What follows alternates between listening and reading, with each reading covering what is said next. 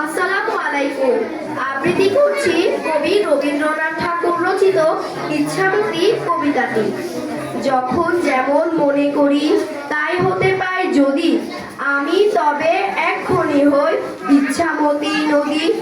রইবে আমার দক্ষিণ ধারে সূর্য ওঠার পার, বায়ের ধারে সন্ধে বেলায় নামবে অন্ধকার। আমি কইব মনের কথা দুই পারেরই সাথে, আধে কথা দিনের বেলায় আধে কথা রাতে।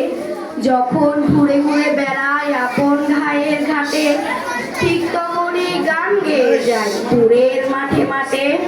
গায়ের মানুষ চিনি যারা নাইতে আসে জলে, গরু মহিষ নিয়ে যারা সাঁতরে ওপার চলে।